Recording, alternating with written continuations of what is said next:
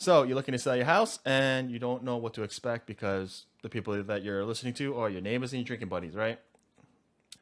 We're going to get into that and unpack a couple things. But before we do, what's up, guys? This is Alex, licensed CPA and realtor. And today we're joined by Alex, aka Big Papa. Alex, why don't you What's up? introduce yourself? Hello, ladies and gentlemen. I'm Alex Papaioannou, Keller Williams, Realty Landmark in the house, licensed real estate salesperson. Here to answer all your questions regarding your real estate plans for the immediate future, far into the future, or right now. Absolutely.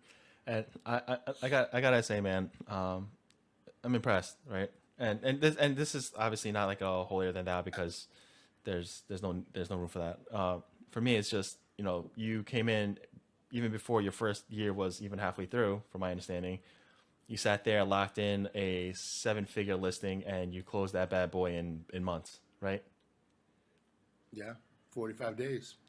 Dude, that's Thank you kudos, so much. right? And Thank you. no, I mean, look, man, that's your hard work and dedication. You know what I'm saying? Like, if we've see time and time again, agents come through the office, and sometimes through no fault of their own, right? But you don't see agents Absolutely. typically lock down listings out, from cold, right? Like, you don't know this person from Adam, and you pick up a listing, and it's a hefty one at that, right? So this speaks to your dedication, your hard work, and just your moxie. You know what I'm saying? So, like, that's for me. It's like I need to start taking notes, right? Which is part of the reason why I brought you on. I appreciate that. I mean, it's there's always a little bit of, I don't like using the word luck, but there's a little bit of blessing involved. I'm not a lot of agents that come in. They are typically on the younger side.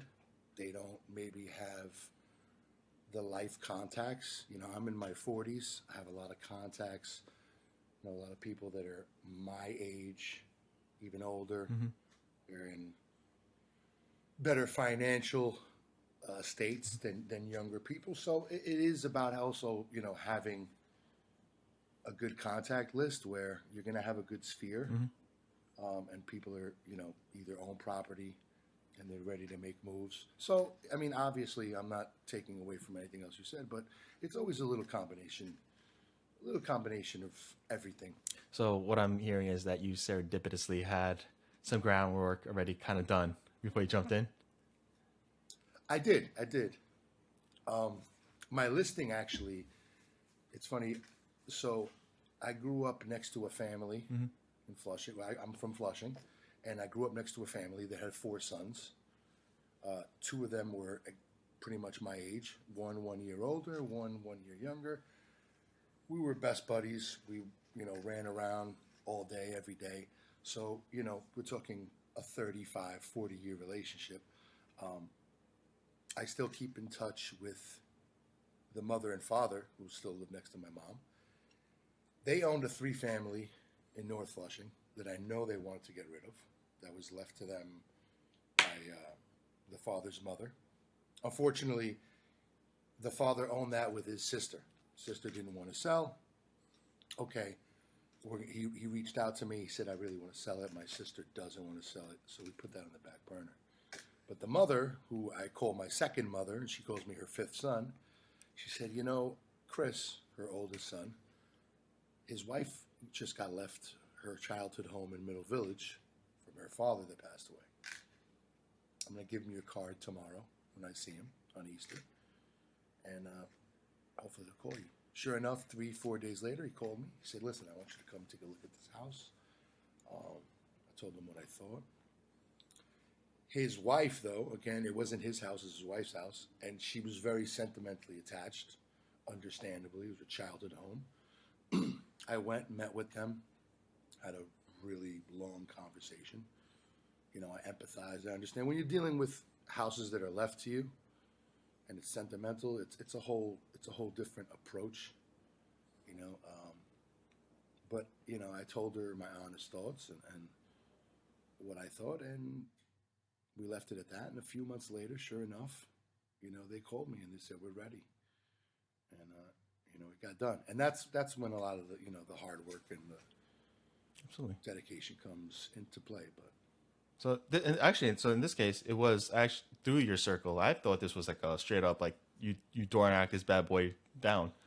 oh, you thought I just dominated the phones and just just Well, I mean, for me, I still will argue that it's no less impressive, right? Because, I mean, I know a lot of I agree. it's I not agree. even the real estate market, right? Either, right? Like any other business, when you have coaching, mentoring, whatever, typically they'll say lean on your network, right? Lean in your sphere of influence, whatever you want to call it. Absolutely. But more times than not, for the majority of folks, you'll call them, hey, by the way, I started such and such. If usually they're like, all right, cool, and that's it. You never hear from them again, right? Yeah.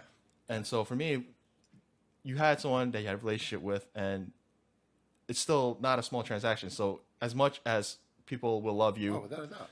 there's still gonna be folks who would just be like, but I still don't want you in this deal. You know what I'm saying? Like, this is still my babe. Like, this is still something, and it's an emotional thing, right? Like you said. And what we find in residential in particular is more than the finances, it's the emotions, right? Managing people's emotional expectations Yeah. and things of that nature. The attachment to their home, their property. Absolutely. And it's almost like an unfortunate truth, right? That yes, we should, in my perspective, being an agent, you should be able to empathize with your clients, right? But your job is not to be emotional, right? Your job is to take the emotion out of this equation and figure out on a financial, like, look out for their financials, right? In the respect of, you want to preserve as much equity for them as possible, right? And you also want to make sure Well, that. I mean. Go ahead. No, go ahead. Go ahead. You preserve their equity, and you're able to accomplish whatever goals they want. Because sometimes they don't need the highest price, right? We see it's rare, but it happens. But whatever it is, it's your job to look out for their best interests. I mean, going into a listing on the seller side, obviously the first goal I have before I really get to develop a relationship with those clients, the first goal always is, I'm trying to get you the most money possible for your home. Mm-hmm. Now, after meeting with people, conversing with them, understanding them, their motivations, their needs, then you're right. That might not be the number one end-all be-all. It might be a little bit of a balance of time and money. For my client, at first she wanted a certain number. Then when I explained to her, when we started having this conversation 4 months prior, the market is different now. And compared to looking at all the other 3 families in Middle Village that are not selling, because if you're looking at a level of single family, 2 family, 3 family, single families are the most plentiful and they're the easiest to sell. The easiest, I say in quotations, because that's what most people are looking for. It's the highest demand. A 3 families, it's a different beast because it's an investment property and it's got to have a return that makes sense for that investor. When you always hear investors say, well, the numbers got to work. And that's exactly applies to a 3 family. The numbers have to work. And when you have rates affecting what your rental income is going to be, you can't be in the red when you're buying a 3 family property. So I explained this to them. But for her, it was a really interesting deal because they live in Whitestone. This was not their primary residence. It was only had 1 tenant in it, and it was just sitting there, not making any money. It needed a lot of renovation. Their plan was to sell this 3 family and then build up their home in Whitestone as they wanted more room. Okay. Right? So that was the plan. However, they've been looking for the perfect home for years now in the Whitestone area. Mm-hmm. So my client, she's a jogger. She's out jogging on, 32nd Avenue. She sees an open house sign. She's like, oh my God, this house is perfect. She calls her husband over. He runs over. They go inside and they make a cash offer to stop the open house. They call me. This is like 4 days now after they've signed the listing with me for the 3 family. Mm-hmm. They now call me. Alex, we just did something crazy. We made an all cash offer on a house. Of course, and they didn't use me, which upset me. They really weren't educated on that because that was another commission I would have, grab. But anyway, that's another story. I forgive him for it. Well, more than the commission, But right? the whole They put situation themselves in a bad changed. spot. What? More than the commission, they put Yeah. themselves in a bad spot, right? Potentially, right? Well, so they called me and say, "Look, Alex, things have changed because now we've emptied our bank account basically, and we're like trapeze artists without a net. So now the plan changed from, listen, I want top dollar for the 3-family to I want to sell it in a month." So that's a different situation. Like with regards to the original question, now the motivation is different. Now it's just not about top dollar. Now it's about time and safety for them. Mm-hmm. But of course, I'm not going to I don't want to give the house away. I still have to market it properly and find that perfect price that's going to hopefully get people in, which was my plan. So that's why I priced it pretty low at a good value, knowing people would see value. And hopefully that would bring in a multitude of buyers, and they'd start bidding against themselves. And it worked, thankfully. Yep. But it's back to what we were saying, like, yeah, it depends on your client and what they want and their needs. It's not always about getting them top dollar. In the end, they left other offers that were higher in the dust because they weren't cash and they weren't going to close in a month.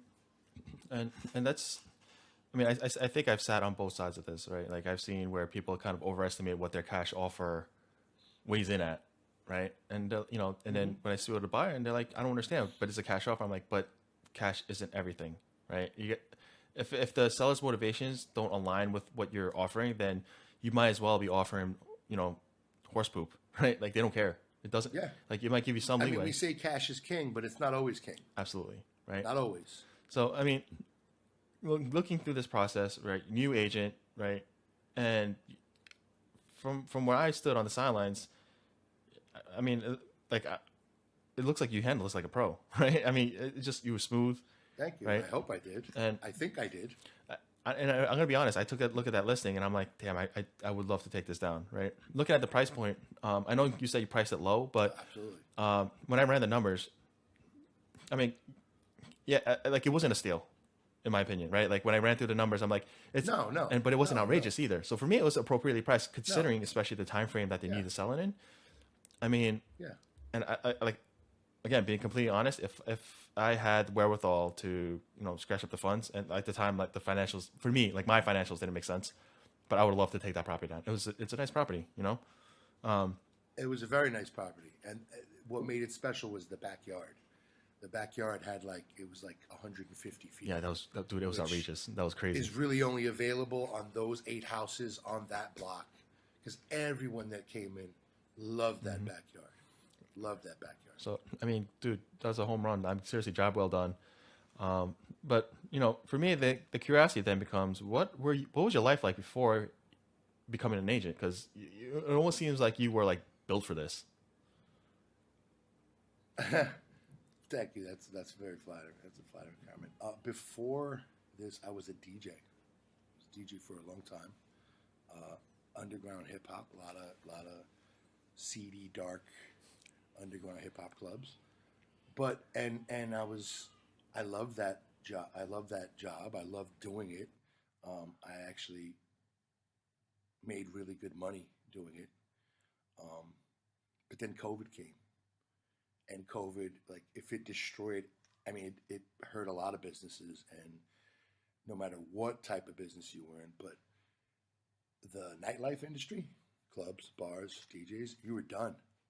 It wasn't even like, oh, my business is going down. You were done. You were done. So I'd always had an interest in real estate. I always liked the industry, the process, and do my own research and just, always seeking knowledge. I always liked it.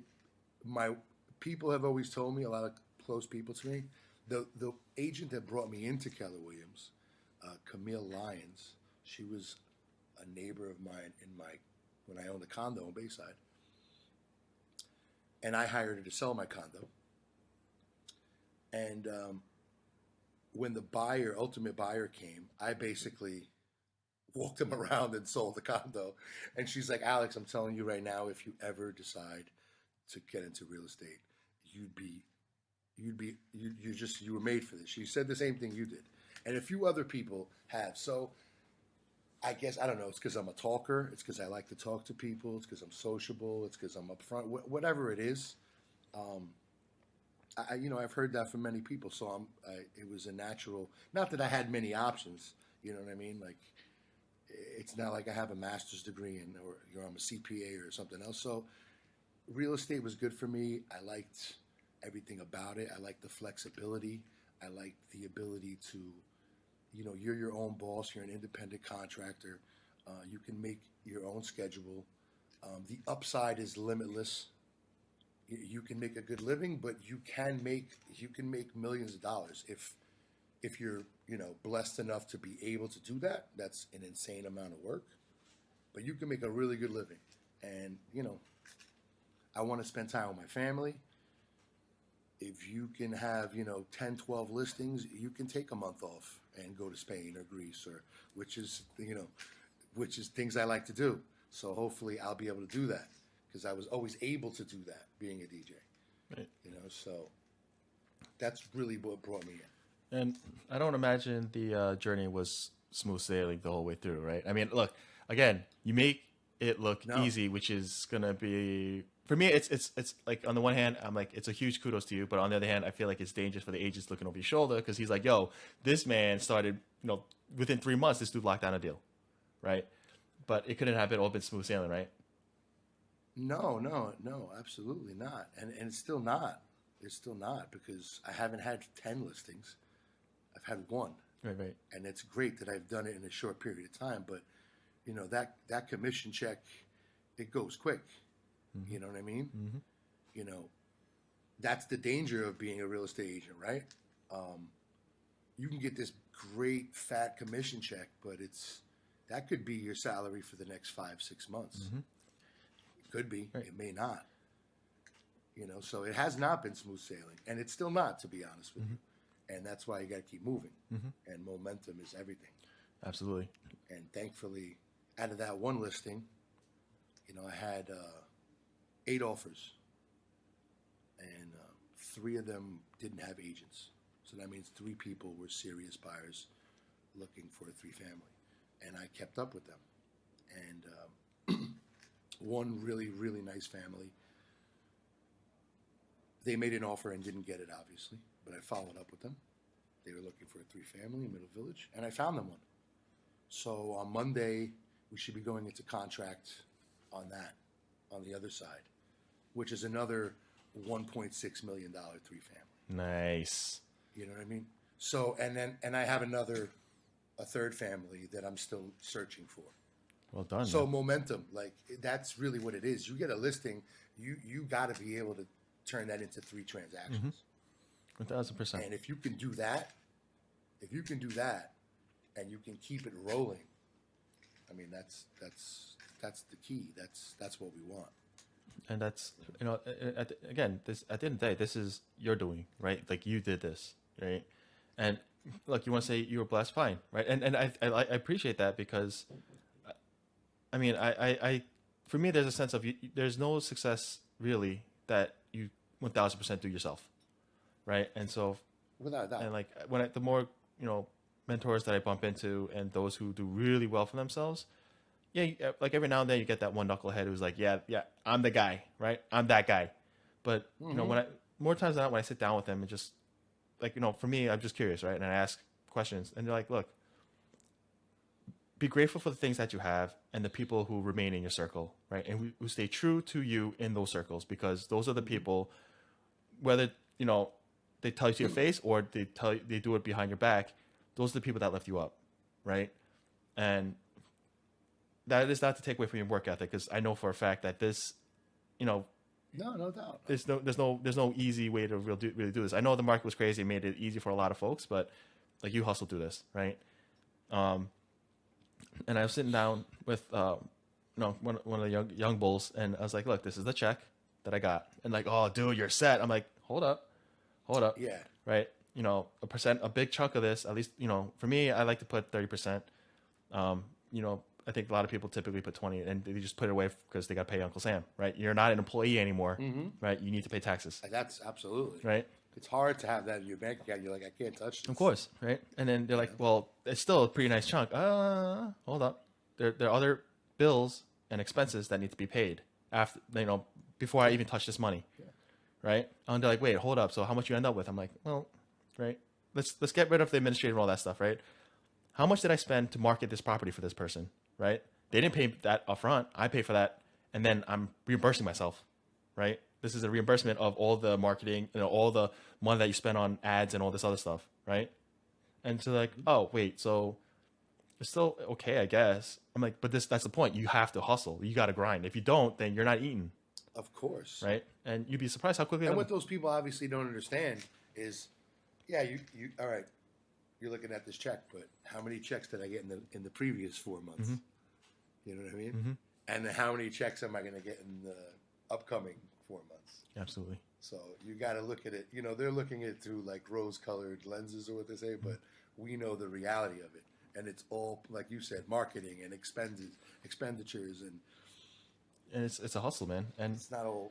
And I have to say, it's still like, and you touched on it earlier, like the biggest, for me, one of the biggest things is the freedom to do what you want, right? Of course, that comes with consequences, but the freedom that it had provided me to sit with my family, like one of my things was that I do not want to be an absentee dad, right?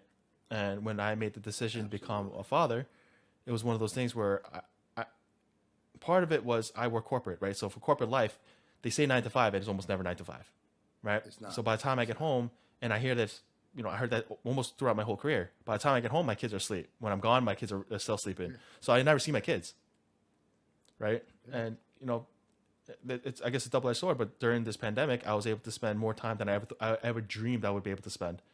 And now, being able to spend time even with my second one, it's like, as exhausting as it is, I really couldn't trade this for anything, right? And No, you wouldn't trade it for the world. absolutely not, right? But I digress.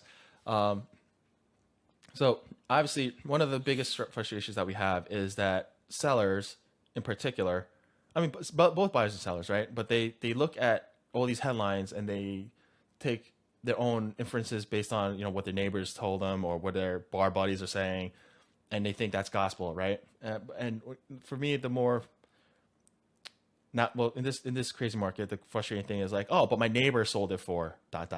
right? And then you ask them when they sold it, and they're like, oh, they sold it 2 years ago. Yeah. Right? So, like, I'm kind of curious. How do you see the market currently?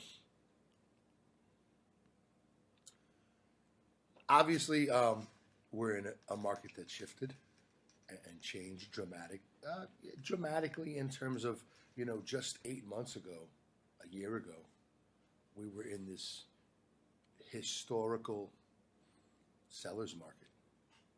Never, like the likes of which have never been seen before. If we're looking at like a spectrum of a buyer's market to the left and a seller's market to the right, 2 years ago, a year ago, we were basically all the way to the right. Unprecedented seller's market. The highest home sales prices in ever.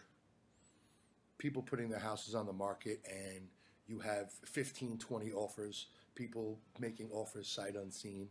We're not in that market now. We're definitely in what I would say more of a buyer's market. So that's the main difference. More inventory, less buyers. However, like I've always said, New York is a market within a market, and people watch the news and they read articles about the housing market. Yeah, that's maybe the housing market as a whole, and of course there's a correlation. But New York is a different market. People are going to always want to live in the boroughs.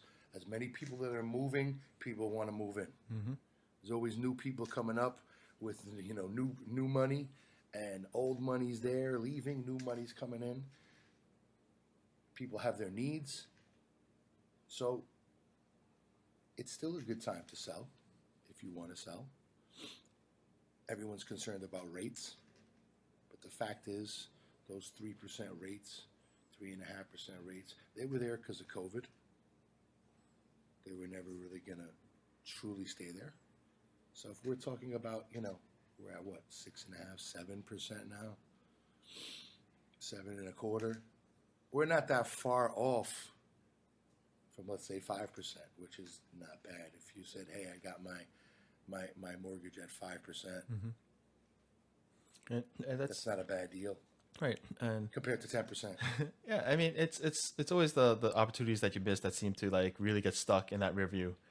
And when I talk to folks, I'm like, look, the people who are motivated are going to be motivated, right? The unfortunate thing is, I think we need to have a real discussion in terms of what is relevant, right? So if you're looking at something that is, and that's the thing, right? Like when we, especially all the older agents are like, look, when we used to run comps, a year back, right? 6 months, a year, sometimes for like longer, depending on what the property is, right? Yeah. You can't do that. It's not relevant data, right? Because too much of the market has shifted. No. And so if you're looking at a house that sold for 1.5 a year and a half ago, well, what did that same type of same type of house on that block, similar quality, how much did it sold for 3 months ago, right? That is relevant. What they sold for years ago, it isn't, because the interest rates were completely different. The money in the markets were completely different. Like everything was different. You can't, it's not apples to apples, right? And when I imagine when you sit with sellers or even buyers, right, you try to explain this to them, they're like, how does that make sense, right? And is this kind of like the conversation, like, or are there any other like kind of sticky points that you're coming across when you talk to your clients? Well, it's funny because I will use comps from a year ago if I'm dealing with a seller that doesn't really want to grasp the reality that what they expect for their home now is not realistic. Because I'll look at it and say, this was a year ago, and this house, similar to yours, almost identical, sold for 1.5, but rates were 2.5%. And here we are a year later with rates at 7%, more inventory, less buyers, and you want 1.45. How does that make sense? So I will use those comps to kind of bring them down a notch in a way, to like destroy their argument. Obviously, that sounds like worse than it is, but sticking points that sellers, you find reasonable sellers and rational sellers if you're explaining it to them in a rational, reasonable way, and that's what I'm always all about. Like I always say that my style is, I tell you what you need to hear, not what you want to hear. If you don't like it, that's fine, and I'll walk you through that. But you don't really have to like what I want to say. So I'm not going to lie to you. I'm not going to BS you. The sticking points people have is they feel their house is worth more than it actually is. They get a number in their head, like you said. A lot of times, oh, my neighbor sold it. My buddy told me, oh, this house is worth $1.4 million. A lot of people, they feel that their house is special when it's not, and we can get to that in a little down the road in the conversation. But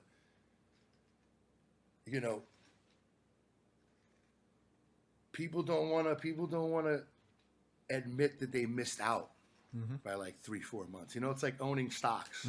If you owned Tesla 5 months ago, could have sold it at $550, and you own it now at $200, and you're like, no, I'm holding it, man. I'm holding it. All right, keep holding it, but you might never make your money back by holding it. So the question is, you're going to cash out and get what you can in this particular market, or are you going to sit there and keep, chopping off a little piece of your limb by limb, And for me now, I have like a case in point, right? I had a listing where, and it's unfortunate, right? Like the neighbors and agents who were trying to get the listing were like, you should ask for a 1.6, 1.7. And I'm looking around, I'm like, according to who, right? And they're like, well, you should be able to get this for me especially because we have we have our own parking garage. Okay, so cool. Maybe I missed something. So let me run the comps again, right? Ran the comps again, and I'm like, there's nothing at all that justifies this. And I got to that point of, look, I know this relationship, and I know you care for me, and and look, I would never want to do any harm to you. So with that said, if you really truly believe that you're going to get 1.7, I suggest you find another agent. And I won't be offended. I won't, right? Because the relationship means too much. But I, for the life of me, cannot justify a 1.7 at all, ever.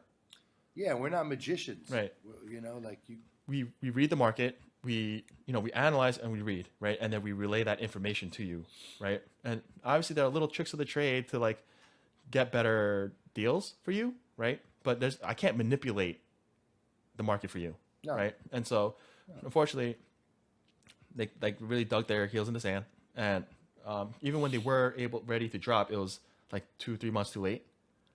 And so they couldn't get it, like even after I got the listing, you had agents be like, hey, look, man, you should be getting you could get 1.6, okay? And I told them, like, at any point, if you don't trust me or my thing, fire me. I'm good for it. Like, I'm good, right? I just want to make sure that you have the absolute best deal here, right? So if you don't think I'm pulling my weight, let me go, right?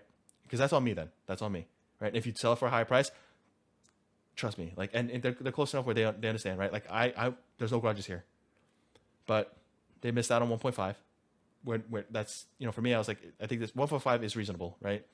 And I think a lot of people don't realize that from a buyer's perspective, when you look up a house, you don't generally look up houses too expensive out of your budget. If anything, you look in your budget or lower, right? Yes. So to that, the logic of, well, why don't we put it up higher and they can negotiate down? Well, if people were in your range, they're not even looking there. That's not in their search criteria, so it's not even going to pop up on the radar, right? If they're looking to spend 1.5, they're not looking at 1.7. Correct, right? And so that logic doesn't hold, right? So for me, it's at the end of the day, it's the most number of buyers that walk through your door gives you the best probability of selling it, right?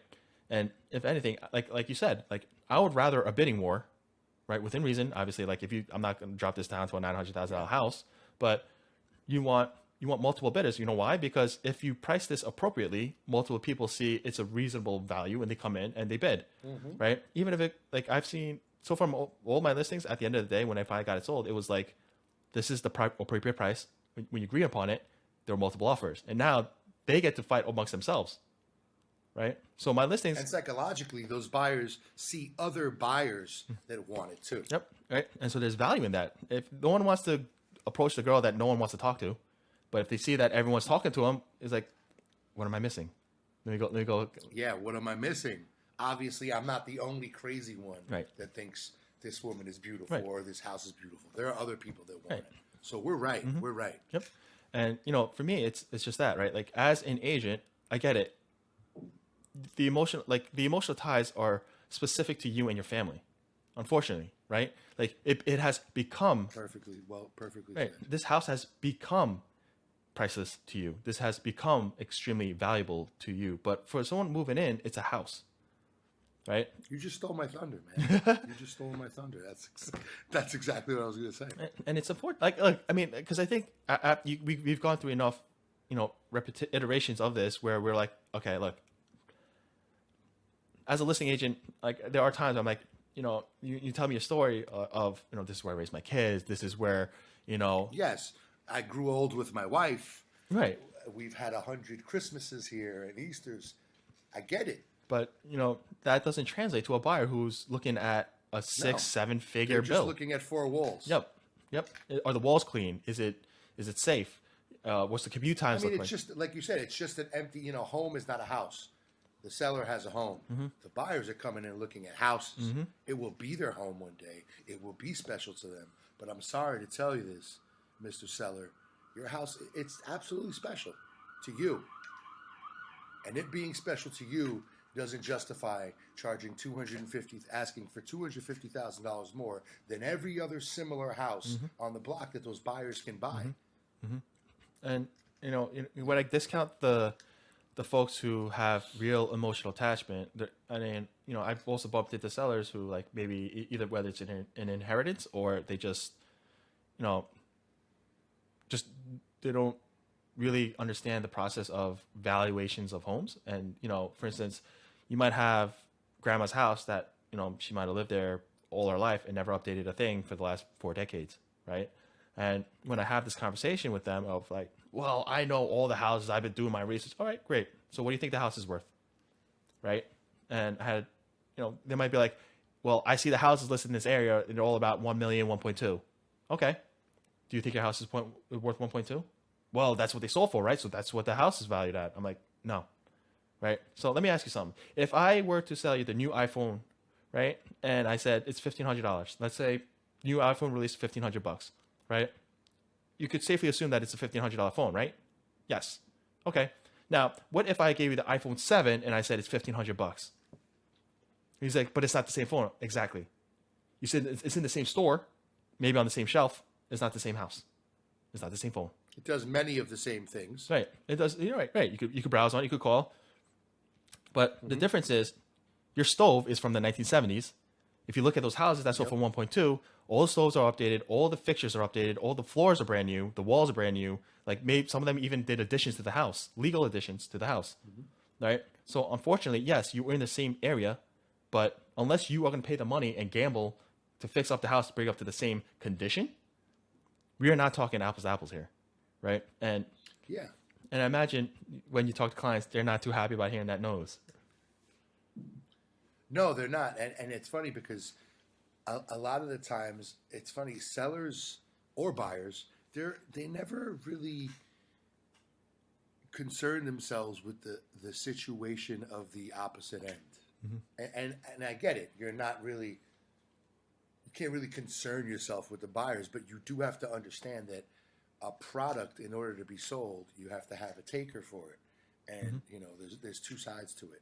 And if you're being unreasonable as to what the other side has to go through and how it becomes less valuable to them or valueless, then you're going to have a problem. Because like the example you just gave, you want 1.2 million. The other house is sold for 1.2 million. But the difference is the people buying those $1.2 million homes, they didn't have to drop $200,000 to bring those houses to modern, up-to-date standards. So someone looking to buy your home, is a difference between a house not being renovated in the last 10 years or so and the last 50 years. A younger couple has one, a child, they're moving in, they're trying to buy their forever home. They're not going to live in a home that hasn't been updated since the 60s. I don't care if it's functional. They're going to want to update it. And if they got to drop $150,000 to put in a new kitchen, 2 new bathrooms, new floors, new paint, new fixtures, new door handles, new everything, then it's not a $1.2 million expenditure anymore. It's a $1.4 million expenditure. Now, do I expect a seller to necessarily have to drop $200,000? Maybe not, but there's got to be some sort of rational compromise. And that's the thing a lot of sellers don't understand. And that's where...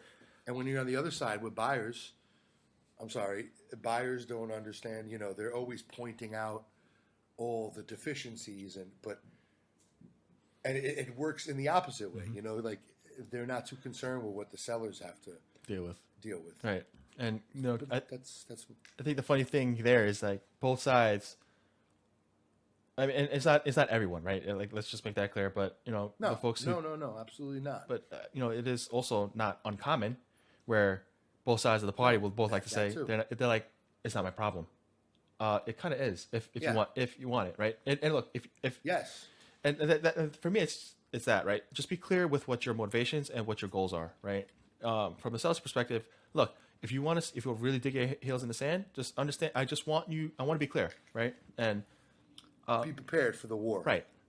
And so look, for the long days, absolutely. And for me, if your expectations matches this bravado, okay, fine, right? Then you know what? It is what it is, and let's rock, right? But I don't want you to delude yourself into thinking that you're going to get $3 million for $1 million house within the next couple months. It might sit there for a very long time if it sells at all. So if you're okay with that, gamble, right? But I just want to make sure that we're both clear here that, I'm not I'm never going to promise that to you, but you should also be very clear in understanding that the ramifications of what these decisions are might not be what you want, right? So as long as we're clear that we're good. On the buyer side, the same thing.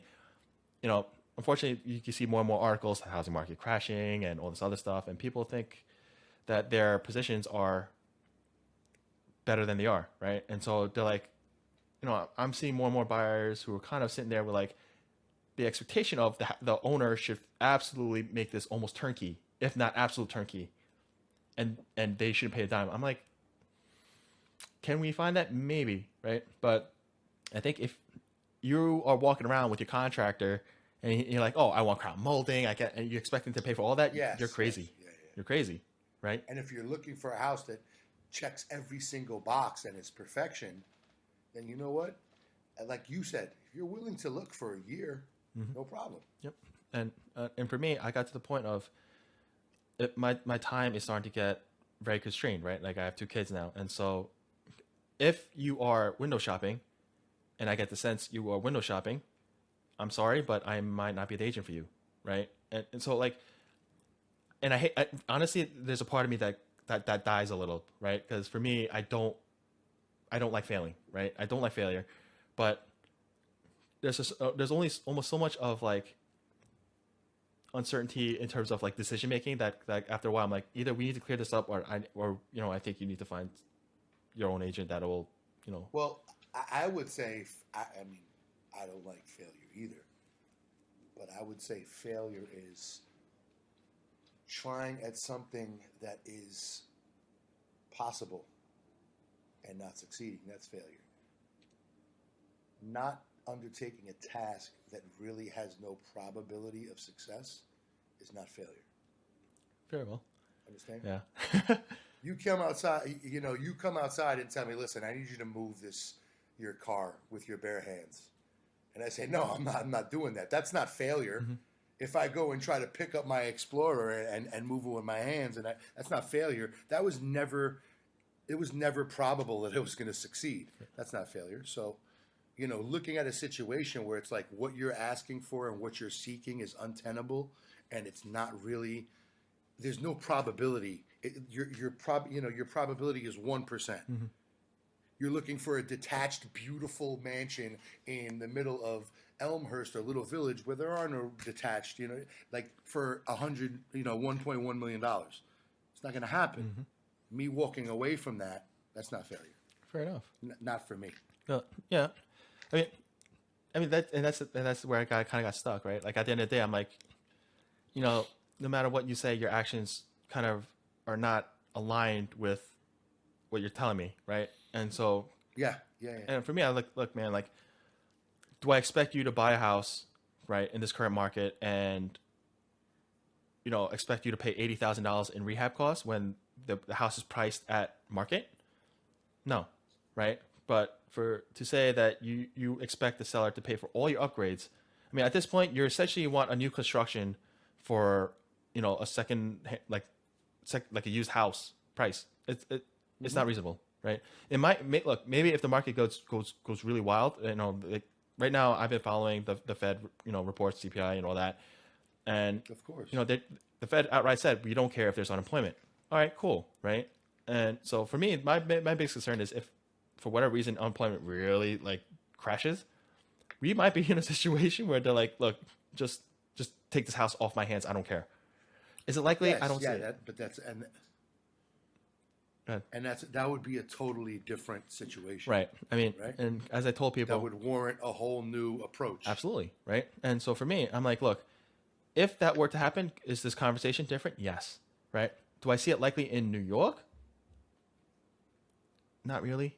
Right. Like, and look, I don't have a crystal ball. That was a hard New York right there. Sorry. It slips. It's a hard New York right. No, what do you mean? I'm a New Yorker too. I'm just saying that was very hard. I appreciate it. I love it.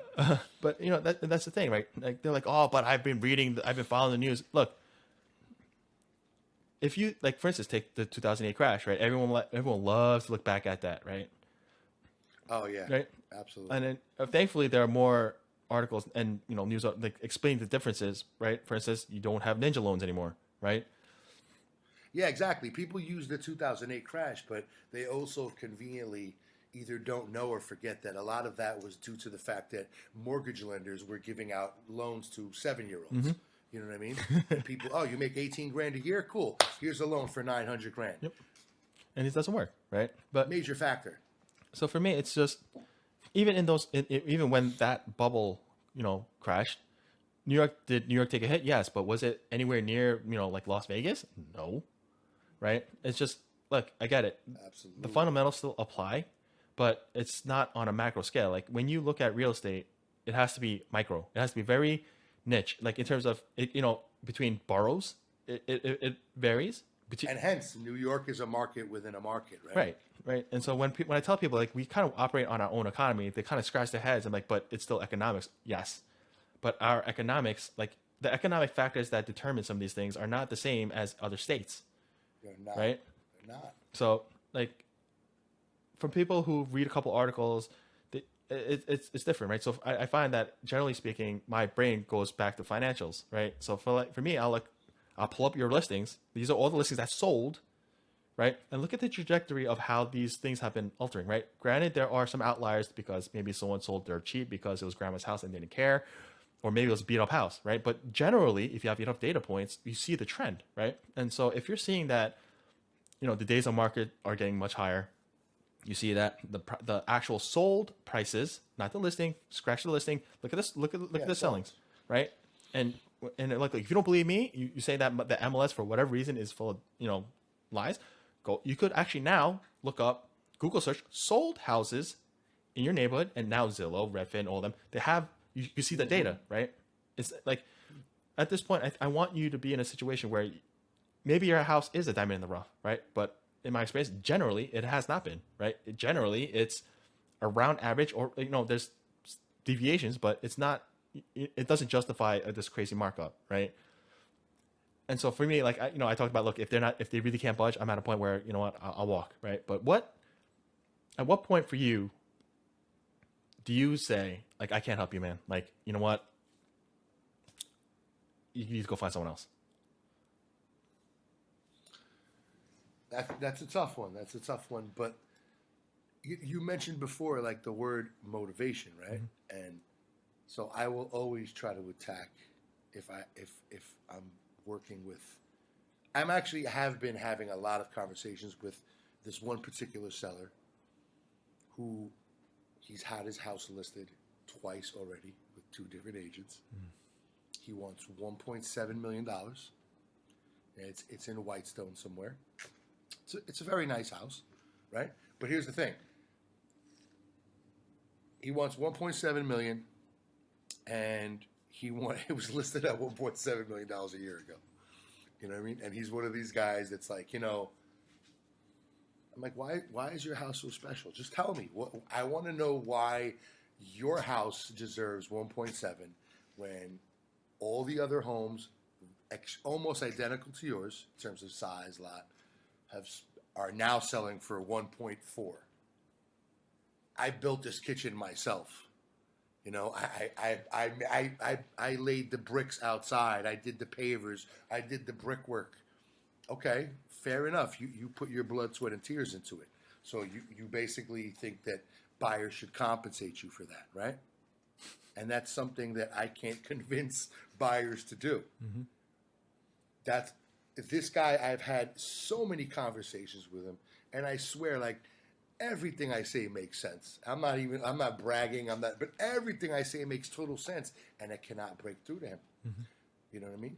I'm trying to help him understand that your kitchen, while you may love your kitchen, someone else may come in and they might hate your cabinets. They might hate your granite countertops. They might hate your gaudy backsplash. Whatever it is, your Versace bathroom tiles. It might be beautiful to one person, might be trash to another. That doesn't justify it. So like when there's, in terms of walking away and saying no, if I feel I cannot break through to you in some sort of way, because I started the answer by saying I always attack motivation. What's a seller's motivation, right? Are you selling because you're moving out of state? Are you retiring?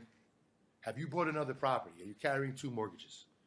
Do you want to move to Long Island from Queens because your daughter just had her second child, your second grandchild, and you and your wife want to be close to help your kid? What's your motivation? Do you have 4 properties and you're doing well financially and you want to dump this property because you live in another property? you don't really care if you sell it now or in a year. Like, you don't need the money. What's the motivation? So if I can't find an avenue to basically reach you, that's the point where I probably say I have to walk away. Mm-hmm. And then you said it before. I don't really need to expand on it. But if you're just unwilling to move on something that's, you know, an illogical expectation, because if the market is telling us what is the market? You know, the market tells us everything we need to know. Mm-hmm. Mm-hmm. You know, you want 1.5 for your house, and these houses are selling for 1.3. The market is telling us that that's what buyers are paying for houses like yours. Mm-hmm. It's speaking to us. It's a living thing. It doesn't matter if it's oil, gold, diamonds, orange juice concentrate. It's a market. Mm-hmm. And that market speaks to us Mm-hmm. and tells us what people are willing to pay. And if you as a seller are unable or unwilling to look at the evidence I'm providing you, it's not my opinion, it's not a theory, I'm showing you. I'm showing you what your house is selling for down the block Mm-hmm. or 5 blocks away. And if you're unwilling after 5, 6, 7 different approaches to understand that this is not a realistic expectation, then yeah, I might have to walk away, even though I would hate to. But if I feel it's going to be a fruitless endeavor and it's going to take 6 months of my time, and you're going to be screaming at me and yelling at me, and you're going to fire me at the end of it anyway, you know, like you said, no one really wants to quit, Mm-hmm. but you got to recognize what's achievable and what's not, Right. and it has a lot to do with the seller. Right. And that's the thing that kind of gets me. I mean, they're great agents, they're not so great agents, and they're just downright unfortunate bad representatives of right. Yeah. And for me, and here's the thing: like, is there a chance that someone might walk in and the money's not an issue? They just right? Yes. There's always that chance, Right. that small chance, right? And especially in luxury markets, which at this point we're looking at luxury, right? Once you break to that price point, it is very sensitive, price sensitive wise, right? Without a doubt. So it's because there's just so much more fat on the bone, right? And with that said, yeah, is there a likelihood that someone might come in and say, you know what, it's just taste, right? Like, I like the way this house is, I'll pay the premium, yeah. right? Yes, You might get lucky. right, but Sometimes it's better to be lucky than good, right. right? And so, but generally speaking, at least in my experience, the probability is very low, right? So my concern is when agents are just all willy nilly. Oh, you know what? Whatever, 1.7, great. How about we make it 1.75, just to lock down a listing, Yeah. right? Yeah. And Yeah, absolutely. so for me, sometimes, like, you know, my thought process is, all right, so your agent listed at 1.7, right? Do you happen to know where they got that justification from, right? Or is it just because, you know, like, you demanded 1.7, right? What were the comps that they used? So, and I'm like, you know, for me, it's like, okay, understood, that's great. So I'm just gonna walk you through. These are the, you know, like, I'm sure you did, you know, they're the same. These are the comps that I see, right? And these are the ones that I pulled, and these are the ones I sold, right? Do you notice the trend here? I get it. Like, you're gonna say that the quality of your house is better, the custom finishes are better. Is it $300,000 difference? You have amazing doorknobs. Right. You know? Unfortunately, those don't add value to a house. I'm sorry, right? It might help market the house, but value-wise, that's just not how it works, right? Like, if you walk into let's, you know, Mr. Seller, you walk into a neighborhood, you know, you know that the houses in that area is 1.3, 1.4, right? You walk into a house and a guy's like, I want 1.8. Right? It might be brand new, custom everything, right? But same square footage, same bedrooms, same garage. You're gonna pay $300,000 for this on top? Mm-hmm. I mean, you can be honest, right? Maybe you will, but more than likely, I'm pretty much gonna assume that you're gonna say Probably not. no. I rather, you know what? I'll do it myself. You know why? Because most people, when they move into a house, Yeah, I'll buy it for 1.5, and even if I have to spend $100,000 to get the same finishes, I'm still ahead of the game by 200. because it's to my taste, Right? That's what a smart. Yeah. right?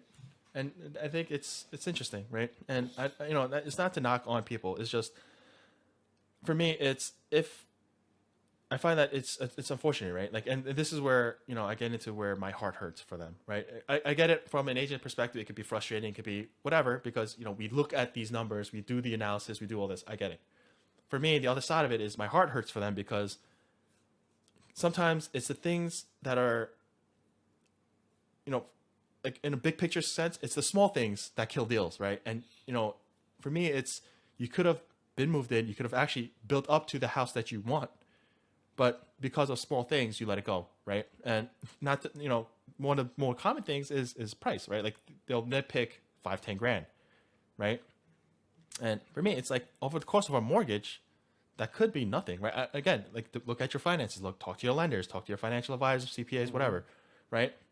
But before you make a knee-jerk reaction, don't look at the sticker, look at your monthly spend, right? For me, it's what does like so people losing their minds with the house price, the interest rates. I'm like, that's what, throw all that out. What will it cost you on a monthly basis? Can you afford it if you're just financially responsible, right? Can you afford that monthly spend, and is it reasonable?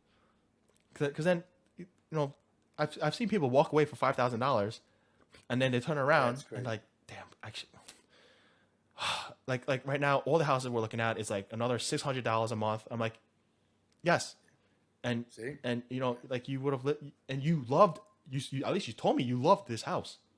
Right? You love this house. Yeah, and it's gone, right? Because someone said, I'm good for I'll pay 15 grand on top, right? And look. That's the thing. Like this is why I think a good agent, right, a good lender, a good attorney, a good CPA. I think this is where if you are in that process of buying or selling, hopefully your agent is talking you through these steps and walking you through the logic, right? And when it comes to things like the mortgage and stuff like that, I strongly suggest you talk to multiple lenders and find the one that fits you best. And then touch base with them, right? Hey, look, we're thinking about offering 10 grand more. How does this break out with our monthly spend, right? And this is that way you have perspective, and now you can go into this with like a better sense of, okay, maybe it's not that big of a deal, right? Maybe it does make sense to take down this property. Or from a seller's perspective, the market's shifting, and me personally, I think that there will be an uptick of more creative ways to buy a house, right? And the thing here is going to be, hey, seller, it might be a little more of a headache. Maybe, it's not your typical cash or just simple financing. But if I walk you through these steps and it makes sense and maybe get you a better price, are you okay to do this? Right? And these are the conversations we should have. And sometimes, look, the people who can't budge, for me, like in your situation with the 1.7, I mean, I mentioned a guest to say, if you just need to not be in this house, maybe you should rent, because 1.7, I don't see it in this market right now, right? Maybe rent it, or I say if you want that 1.7, sit for a few years, and I'll call you back when the price makes sense, because it doesn't right now.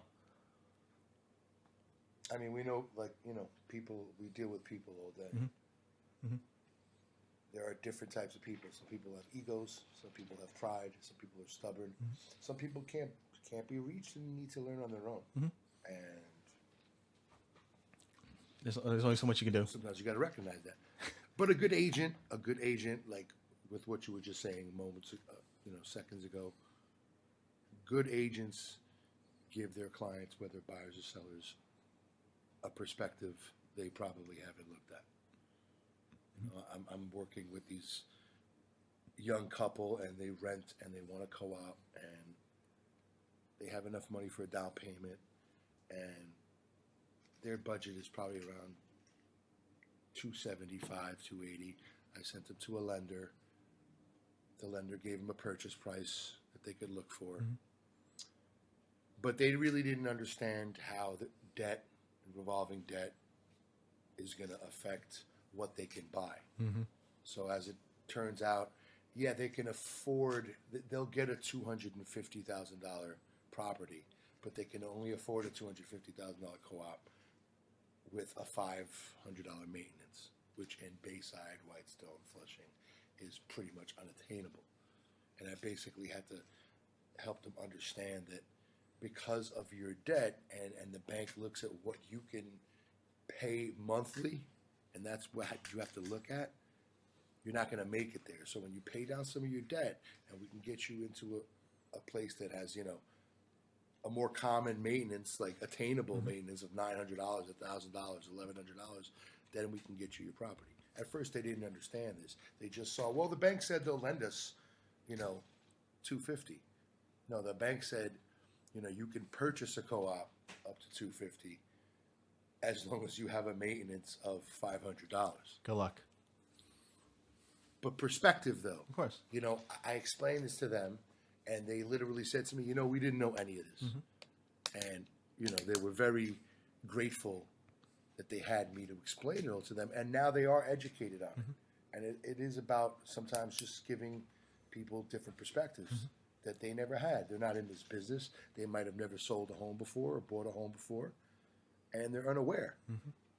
A lot of people are reasonable, and if you show them why they're being irrational or illogical, they're gonna adjust their thinking. And you know what? Honestly, I'm okay with buyers and like clients being not ready. I'm for me, it's Absolutely. if you come up to me with like, Alex, look, I think, or maybe you think you're ready, right? But you find out you're not. Like I'm actually okay with, like, that's not a reason for me to drop you as a client, right? Like, No. for me, it's, Kidding me? there were a couple people who's like, I think I'm ready to buy. It's business down the line. Yeah. And that's the thing, right? I'm okay to work with you, right? Like, I did, early on, there was a couple looking to rent, and eventually they're looking to buy. I'm like, okay, fine. Like, what's your budget? Whatever. Their expectations were not reasonable at the time.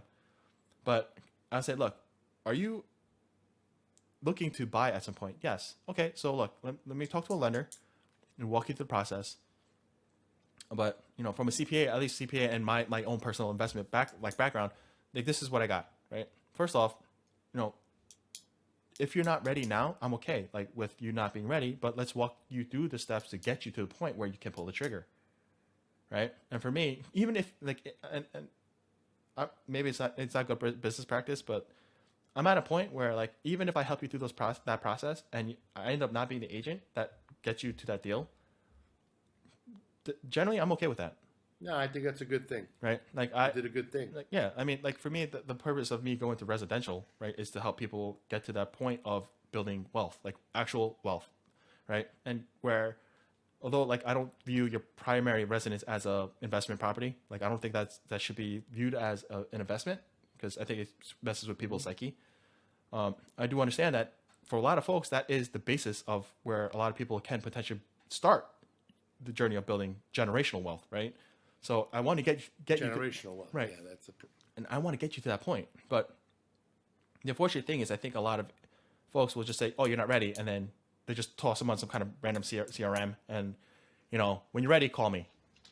Well, if it's not going to cost me much, I'm like, look, just basic steps, work on this, and then do me a favor. I might touch base with you, or just call me when you're ready, right? Like, when those are done, we'll figure out next steps, right? And I think this is where some of the agents that have real relationships will build out clientele, because this is a relationship game, honestly, right? Like, most agents that do well, they have relationships, and that's why they don't have to grind their face off necessarily, right? I mean, I think every single, it's not like the bulk of their business isn't from this, like, door knocking, calling, and all that. They rely on referrals, right? And if you get referrals, is because you probably did a good job, right? But leaving people in the dust for no reason isn't going to get you there, right? Yeah. And with that said, there are some people, like, maybe you should just really fire those clients and not talk to them again. There's that spectrum too, right? I'm not saying that you need to, like. Of course, yeah, there is. Yes. But that's. But you made a good point in terms of, like, we always say we're not all about the money, or we want to help you. If that's the truth, then, say what you mean and do what you say. Like, if you really do enjoy helping people and it's not all about the money all the time, and you do meet prospective buyers that are not ready, you're not going to dump them. You're going to help them, and you're going to help put them on this road to achieve what they want to achieve. And you're like, listen, this is what you have to do. A, B, C, D, and this is why, and then we're going to get you to the promised land. And number one, even if they don't wind up using you, you actually did a good thing, which is what you claim you like to do, right? And you say you like to help people. You helped someone. Somewhere down the line, they'll come back to you. But in most cases, those people that you finally help get there, they are going to call you back. I mean, you're also going to follow up with them. And if you're following up with them and staying on their mind, they're not going to call anyone else, because they're going to turn around and say, hey, wow, you know what? we're about to find a house, and Alex helped us get here. He was genuine. Mm-hmm. He helped us. He didn't drop us. He didn't say, "Oh, you're not going to make me any money that's worthwhile. You're buying a $200,000 co-op, big deal." And that's going to go far, and that's planting seeds that will, bloom into that could bloom into a huge garden down the line. One day, those people are going to want to buy a home, and they're going to send you their friends and refer you to their friends, and that's the best type of referral. It's not just he's just a good agent. He's a good dude. He's a good person. He's going to help you get to where you need to go. It's advice. He's not just showing you properties. You know what I mean? I'm more than that. You're more than that. That's what I strive to be. I want to give you advice and help you on your journey to owning whatever you want to own, or realizing whatever real estate goals you have.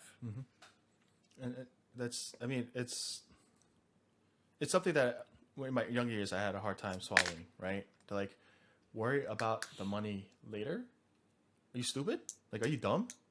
Like, what kind of nonsense is that, right? You're telling me that you'll put your head up. So, what? Yeah, so in other words, you're telling me What? you want me to be a good worker bee so I can make you more money? Like, what are you, stupid? Right? And then, when I sit and think about, like, some of the more high performers, like, don't think that money is no consideration. It's just not the top of our mind, not. right? Our focus here is, A, master your craft. First and foremost, master your craft, right? Which means take care of yourself, take care of your health, take care of your business, and then put yourself in a situation where you're primed to master a craft, right? When you master your craft and put people first, now we're thinking longevity, right? Look, if you want to make a quick buck, go scam and scheme and, be a dirtbag, right? You'll find enough people to fool, right? But the problem is you're going to be spending the rest of your career grinding your face off. Grinding. Right. It's not sustainable. Right. And if you see the agents in the office who, we have the monsters in our office, right? The teams that are like killing it. And do we have deals that are just transactional? Yes. Right. But of course. Yeah, absolutely. But the agents that are like doing well now, they're like, I've been here for like 5, 10, 15, 20 years.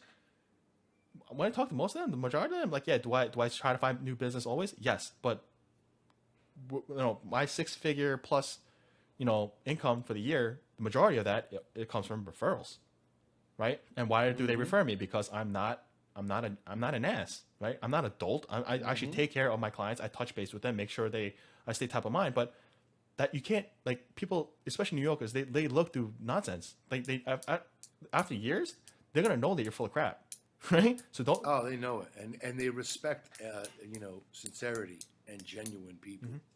And so, for me, it's just like I like to look, big picture, right? Don't be a jerk, right? Look after your people, and I get it. Keeping track of all these folks might be difficult, but at the end of the day, just make sure each interaction, you have their best interest at heart. That's it, right?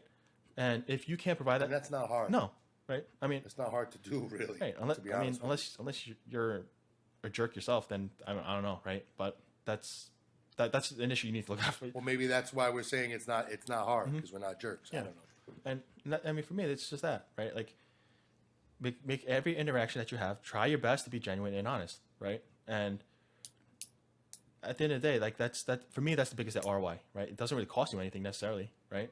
So take that and move, right? Just move and repeat. So that's my I mean, like you said, the best. There are a lot of great agents in our office, and the few that I interact with a lot and have taught me a lot, like Tim Ho and Anthony Testani. I mean, they make their calls. Like Anthony, he's on the phone every day, but people call them because they've done business with them, or someone they know have done business with them, and they did things the right way, and they do things the right way, and that's why people call them back. You know what I mean? And before people start ranting and raving about the one really low-hanging fruit that we mentioned, ultimately it boils down to trust, right? For me, there's a certain level of rapport that needs to be built, and so for me, I guess if I was to TLDR this is, if you cannot trust the judgment calls of your agent, maybe that is not the agent for you, or you need to do some soul searching, right? So for me, for me, disclosures are necessary. Like, do your own due diligence. This is not financial advice. All that jazz, right? But part of it is, if that's your agent, that is, for me, I always say, build your team. Your team, in this case, is your realtor, your lawyer, your CPA, financial advisor, right? If you can't trust the people on your team and they are your wealth building team, they go fire the people you can't trust. But if you see there is a recurring theme, right, that people are more or less all telling you the same thing, maybe you should really do some due diligence and see if your thesis actually makes sense, right? Mm-hmm. And for me, like, you want to be stubborn, you dig it, what you say is 1000% gospel and it's not panning out. Well, just then, for me, my mindset is then understand that this falls on you. It's not anyone else's fault. It's you. Sorry. No, that's all right. I mean, I agree. Trust is always the bedrock, right? There are some people that are all about numbers. They don't really care if they connect with you or they have a great rapport with you. It's all about numbers. What can you do for me? What have you done? Can you show me? And that's enough. And then there are other clients that might, I don't necessarily care if this guy's done more than you or sells them a little bit faster. I like you. I have a rapport with you. But it all comes down to trust. Whether you're the numbers-driven person or the personality-driven connection person, it's all about, can I trust you? Are you advising me out of a sincere place, a genuine place? Are you really taking my needs and wants into consideration? Or is it just all about getting the listing, getting it on paper, and then just Collecting a check. Right. Collecting a check. And don't get me wrong, we're all here to collect the check, right? Of course. It's how we make money, it's how we survive and make our livelihood. But it doesn't have to be the number one motivation. I think most people, when they see that, I don't even care if you hire me or not. If you can see that, if you can say, listen, I'm going to go with someone else, but I really liked you and I do trust you. I just went with this person because A, B, and C. Cool, awesome. I'm fine with that. I'm fine with that. And I mean, if you tell me I don't want to hire you because I think you're a lying scumbag, then I have a problem, right? Yep. And that's the other side of things. I mean, I think they're gonna be. We hear it probably quite often, right? Like, oh, like they knew I'm an agent. I'm like, do they really? Like, if for me, this is in the case of like close friends and relatives, right? Did they really? Right? Or did you take for granted that because they're your friend and family, they should have remembered?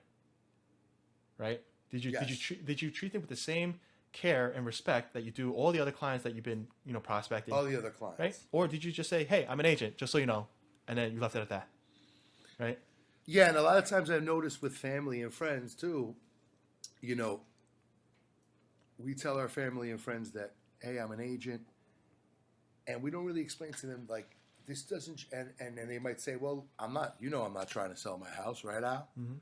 And we fail to tell them it's not about you selling your house. It's about anyone you know and knowing that your nephew, your cousin, your good friend is an agent. I know you're not selling your house, Like I told my sister-in-law knows an agent, and then she has a niece that was looking to buy, and I was like, your aunt didn't tell you? And she's like, no, she didn't tell me. So I kind of like busted her chops. I'm like, she's like, well, I'm not selling my house. I'm like, it's not about your house. It's about the people you know. But that might have been on me because I never explained that to them.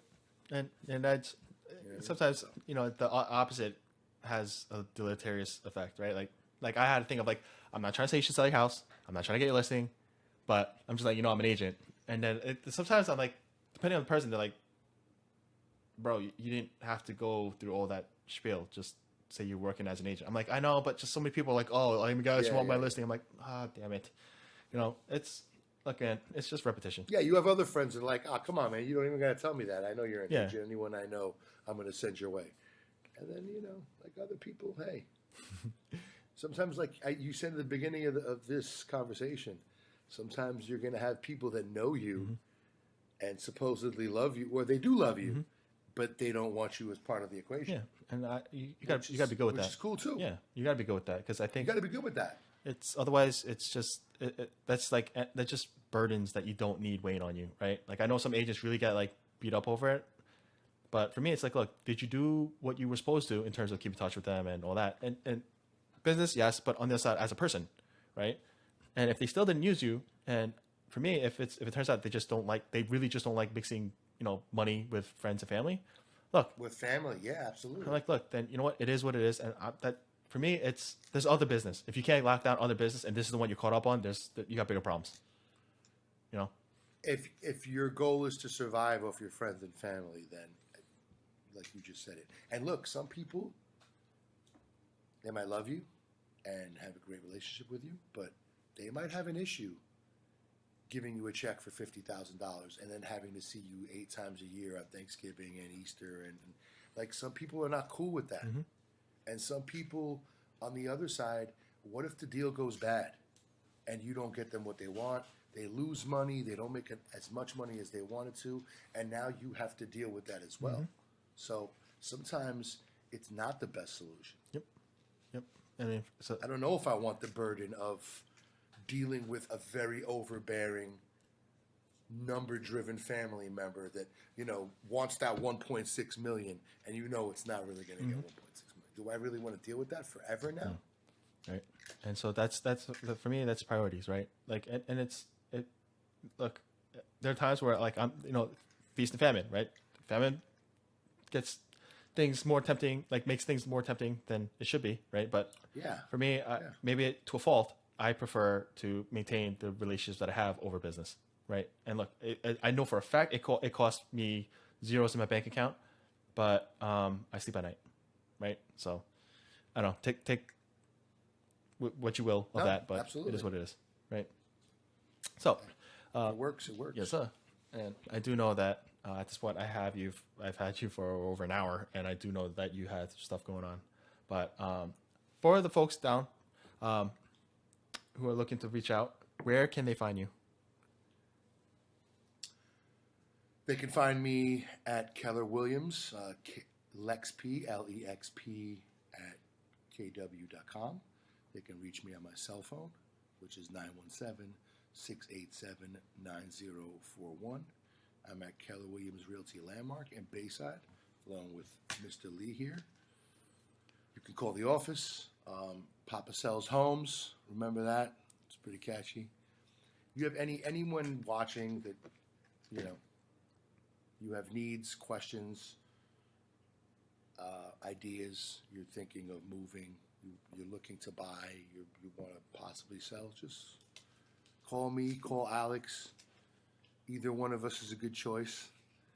If we're not the right choice for you, then there are plenty of other awesome agents that we know that we can send you to. But either way, you're in good hands. Absolutely. So with that said, Alex, by the way, if I do say so myself, that is a very strong name, sir.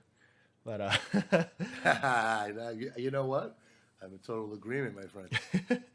But with that said, I do seriously thank you for your time. I know, with family and business, it's never easy. My pleasure, man. But thank you for your time again. I thank you for yours. I thank you for asking me on, man. It was flattering and an honor and a pleasure, and I look forward to doing it again. Well, I definitely want to start picking your brain more often. It was a great conversation. Yeah, only one condition though. I mean, it's not condition. I think next time we can go longer, but I know you're a foodie and I'm a foodie, so it might totally turn up, the podcast into like a 4-hour ordeal. But I'm down. I think we got to start, dropping in some food takes. I'm down. Me and Paul on Tuesday, by the way, on our live webinar. Sorry to plug that too. We're gonna do a little pizza. Oh, Best pizza slice joints in New York. So make sure you tune into that. well, you know what? Send me the links and I'll drop it in the details below. Oh yeah. I mean, I think that's a good idea. Let's start dropping some of our favorite food spots. Yeah. Absolutely. Oh, it's on. We're gonna get a network. I get at least 4 of us that are foodies. Me, you, Paul, my man Marty V. Vandenberg. We're gonna get a little food and real estate combo going. Let's go. Oh, dude, I'm excited. Let's go. All right. All right. So, y'all know what to expect going forward. If you want to join in on the discussion topics or learn about wealth building, financial planning, real estate, all that fun jazz, links to the Discord community down below. Also, if you want to reach out to Alex Papa, his information will also be down below. So, with that said, thank you all for joining us, and I'll catch you guys on the next one. Bang. All right. Peace.